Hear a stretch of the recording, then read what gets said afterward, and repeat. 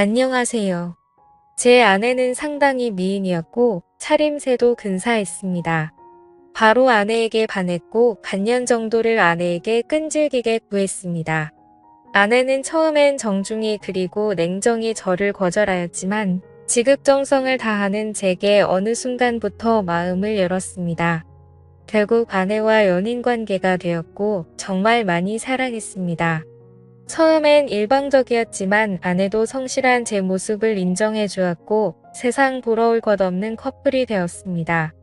아내와는 2년 남짓의 짧지만 불꽃 같은 연애를 했고 결혼하게 되었습니다. 세상 부러울 것 없는 남자가 된 듯 했습니다. 결혼 당시 형편이 넉넉지 않아 대단한 곳으로는 못 갔고 남들 다 간다는 세부로 신혼여행을 갔습니다.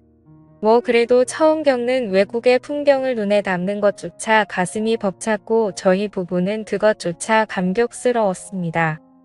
제 생각이지만 아내는 다를 수도 있었겠네요. 그래도 별탈 없는 신혼여행을 보냈고 거기서 첫째를 갖게 됩니다. 지금 생각해도 아이는 제 축복이고 제 인생의 절반 이상을 차지하는 소중한 존재입니다. 신혼여행을 다녀온 뒤 임신한 아내는 직장을 그만두었고 전업주부의 길로 들어섭니다. 활동적이고 사교적이었던 아내의 입장에서는 상당히 힘들었을 수도 있었겠네요. 무료하다는 이야기를 종종 했었으니까요. 저는 결혼 전부터 식당을 운영하고 있었습니다. 김치찌개집이었는데 어머니 손맛이 상당히 좋아 그 비결을 이어받아 가게를 내었고 장사를 하게 되었습니다. 장사는 잘 되었습니다. 20평 남짓의 작은 가게라 많은 수입이 있진 않았지만 그래도 남들 먹고 사는 정도 이상은 벌었던 것 같습니다. 사실 제가 가방끈이 조금 짧았고 이 정도 벌이에 안정적인 삶을 살 수 있다는 것에 감사하며 살았습니다. 임신한 아내와 뱃속에 있는 아이를 생각하며 열심히 장사를 했습니다. 그리고 신혼여행 10개월 후 저희는 세상에서 가장 빛나는 보석을 얻게 됩니다. 너무 사랑스러웠어요. 저에게는 아내와 아이가 동기부여가 되었고 2호점까지 내게 됩니다. 2호점은 1호점에 비해 10평을 늘려 30평 정도로 크게 됐고 마찬가지로 장사는 잘 되었습니다. 저 역시 많이 바빠졌네요. 아내는 출산하고 종종 가게에 아이를 데려와 도와준 적이 있긴 했지만 아이가 기어다니기 시작하면서부터 거의 오지 못했습니다. 그러다 둘째를 임신하였고 저와 아내는 서로의 역할을 충실히 하기 위해 가게와 육아를 분리했습니다. 그러던 중 둘째가 태어났고 별탈 없는 일상을 지내던 중 아내의 외도를 발견했습니다. 대학 시절 같이 학교를 다녔던 선배였더군요. 아이들이 유치원과 어린이집에서 돌아오면 직원에게 가게를 맡겨두고 육아를 도우러 집으로 돌아왔습니다. 아내는 취미생활을 해보겠다고 테니스와 수영을 등록했고 제가 집으로 오면 나갔습니다. 주 3회 정도 되었던 것 같네요. 아내는 외출을 하면 자정을 기본으로 넘어 들어왔습니다. 무슨 수영 강습이 그리 오래 걸리냐고 물어보며 강습 후 모임이 있다거나 친구를 만난다고 둘러댔습니다. 처음엔 육아 스트레스에 많이 지쳐 그러려니 했습니다.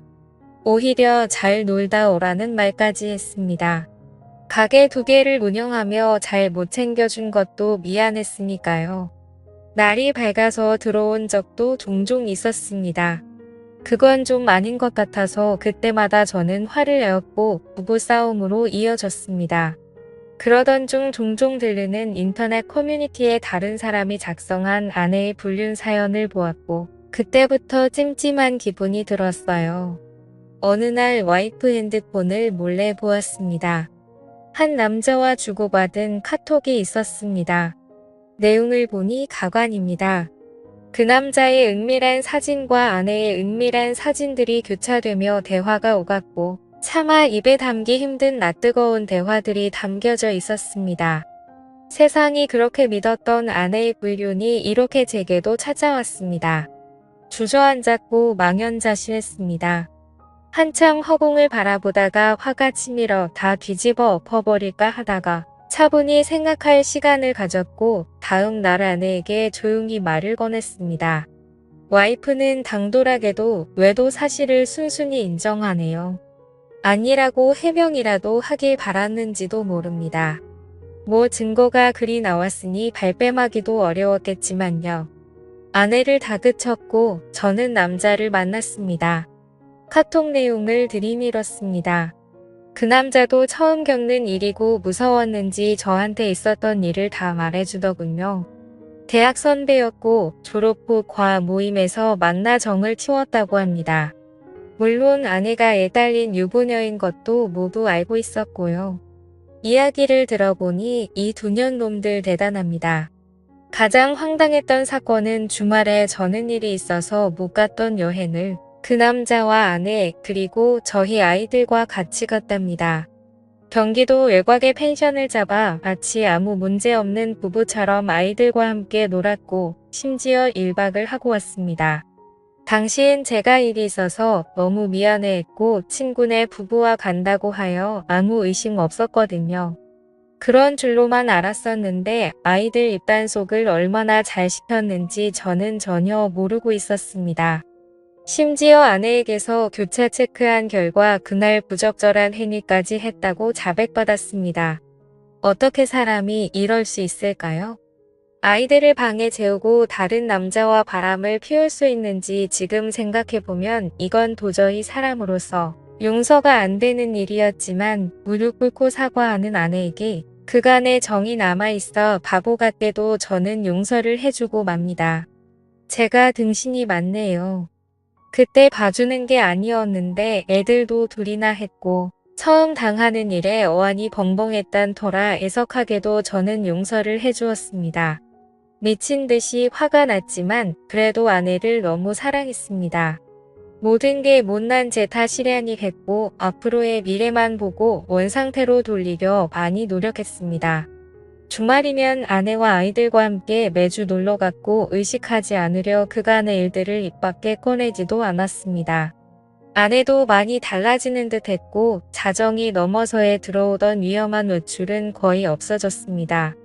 시간이 지나니 일주일에 한 번 정도는 늦게 들어오는 날이 있었으나 설마 또 그러겠냐는 아니란 생각을 했네요. 그러다 또 사건이 터졌습니다. 어느 날 아내는 저에게 한증막에 다녀온다고 기다리지 말라고 톡을 보내왔습니다. 순간 너무 찝찝했는데 용서했다고 하나 그 당시의 일을 완전히 잊지는 못했던 것 같습니다. 예전에 와이프 폰에서 보았던 모텔로 애들을 재우고 무작정 가보기로 했습니다. 카카오 택시의 이륙 내역에서 발견한 곳입니다. 남양주에 있는 한 숙박업소였습니다. 전 그곳 주차장에서 아내의 차를 발견하고 말았습니다. 이런 기막힌 우연은 어떻게 딱 들어맞는지 왜 또 이런 시련을 또 겪어야 하는지 너무 아팠습니다. 주차장에 나란히 세워져 있는 또 다른 차가 굉장히 의심스럽더군요. 상대방 차는 벤츠였고 아내 차는 아우디였습니다. 아내에게 차를 중고로 뽑아준 지 보름도 채 안 되었을 때 이 사건이 터져버린 것입니다. 나란히 그 두 대의 차를 핸드폰으로 찍어놨습니다. 그리고 와이프가 내려오길 기다렸습니다. 처음에 3층에서 한 남자가 내려오더군요. 그리고 엘리베이터가 다시 3층으로 올라가고 바로 와이프가 내려옵니다. 먼저 내려온 남자는 저만치 멀리 가서 담배를 태우고 있었고 3층에서 내려온 아내는 저를 보더니 황당해 하더군요. 그 표정을 잊을 수 없습니다. 저는 바로 와이프를 추궁하기 시작했습니다. 왜 한증막을 간다던 사람이 여기 있냐, 누구랑 있었냐. 아내는 혼자 있었다라는 말만 하더군요. 말도 안 되는 억지였지만 아내는 이번에 걸리면 끝이라는 걸 알기에 딱 잘라댑니다. 아니 어떻게 혼자 모텔에 있을 수 있냐는 말에 이곳이 온천이 나와 여기로 왔답니다. 그때 멀찌감치 있던 3층에서 내려온 남자가 의심되어 그 남자에게 다가가 물어봤습니다. 그 남자는 아내를 전혀 모른다고 했습니다. 아내도 모르는 사람이라고 했습니다. 아내와 6년 살면서 처음으로 손찌검을 했습니다. 아내를 데리고 모텔 3층으로 올라갔습니다. 몇 호에 있었냐고 물어보니 대답을 안 해주더군요. 혼자 있었으면 몇 호에 있었는지 말해보라고 화를 내었고 끝까지 대답을 못하자 저는 1층 로비로 갔습니다. 사정을 얘기하고 마스터키를 받은 후 아내가 있던 방을 열어보았습니다. 역시 혼자 있었던 게 아니었습니다. 침대 이불이 이 사건을 말해주더군요. 그런데도 불구하고 끝까지 혼자 있었던 말에 전 화가 났습니다. 추후 알게 된 내용이지만 아내는 그냥 아는 오빠 동생 사이고 그곳에서는 서로 다른 방에 있었다고 말하고 있습니다. 서로 아는 오빠 동생 사이고 같은 모텔에 같은 시간 같은 3층에서 있었지만 서로 다른 방에 있었다고 합니다. 이 말을 누가 믿을 수 있겠습니까? 아는 동생한테 벤츠 차량 조회를 해봤더니 수원 자동차 매매단지 매물이라고 하더군요. 맞습니다. 그 남자는 중고차 딜러였습니다. 연락처도 알고 회사도 알고 그 남자에게 무작정 전화를 해보았습니다. 그 남자가 하는 말은 아내가 하는 말과 맞춘 듯이 똑같습니다. 아내는 아는 동생이고 본인은 다른 방에 있었다고 합니다. 온천하러 갔었다고요. 이거 가능한 일입니까? 결정적 증거를 잡지 못해 그 후 아내와는 상당히 불편했고 대화도 하나 없는 냉랭한 관계가 되었고 이때부터 아내와 별거하기 시작했습니다. 아내는 수원에 있는 처전에서 지내겠다고 집을 나갔고 저는 아이들을 돌보고 있습니다. 식당을 운영 중이라 저는 점심만 봐주고 나머지 시간은 아이들을 케어하며 생활했습니다. 둘째 생일 아내가 저에게 문자를 보냈습니다. 아이 생일이니 같이 밥 먹고 싶다고요. 그래서 집으로 오라고 했습니다. 서로 너무 불편하고 껄끄러웠지만 뭐 어쩔 수 있나요? 아이들과 나가서 외식 후 촛불을 불어줬습니다. 아이들은 엄마 언제 돌아오냐 하며 계속 칭얼댑니다. 그렇게 식사를 마치고 아내는 집으로 와서 할 이야기가 있다고 시간 좀 내달라고 합니다. 아내는 이미 저에게 모든 정이 사라진 상태이며 이혼을 결심했고 빠른 시간에 정리하자고 합니다. 어느 정도 예상은 했지만 직접 아내 입에서 그 말을 들으니 정신이 멍하다군요. 사실 제가 거기서 그러면 안 되는 거였는데 아직 아내를 사랑하고 있기 때문에 아내를 설득했습니다. 참 비참하고 억울했습니다. 제가 다그치고 아내는 빌었어야 하는 상황에 오히려 제가 설득을 하고 회유를 하는 상황이었으니까요. 아이들은 어쩌냐. 아직 우리 다시 해볼 수 있는 거 아니냐. 집으로 다시 돌아와라. 수차례 설득을 했지만 마음이 확실히 떠났는지 완강하게 거절합니다.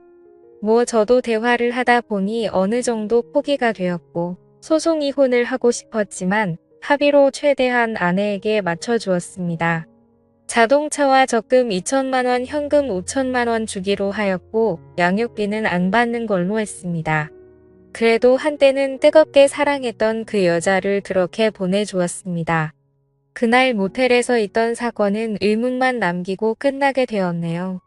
다 잊기로 했습니다. 지금 아이들은 어머니께서 와주셔서 케어해 주시고 저도 일찍 퇴근하여 같이 보고 있습니다. 다행히 아이들에게도 익숙한 일상이었던지라 큰 무리 없이 잘 커주고 있습니다. 훗날 어느 정도 성장했을 때 저를 원망할 수도 있겠지만 최대한 부족함 없이 키워줄 예정입니다. 아이들 성격이 많이 밝아요. 항상 웃음을 입가에 머금고 살거든요. 세상 소중한 우리 아이들. 아빠가 미안합니다. 여기까지 제 이야기는 끝입니다. 긴 사연 들어주셔서 감사합니다. 그런데 과연 서로 알고 있는 두 남녀가 같은 날 같은 층방에서 아무 일 없이 있었다는 게 가능한 이야기일까요? 오늘의 사연 들어주셔서 감사합니다. 여러분의 생각은 어떠신지 댓글 달아주세요. 재미있게 시청하셨다면 구독, 좋아요 부탁드립니다. 감사합니다.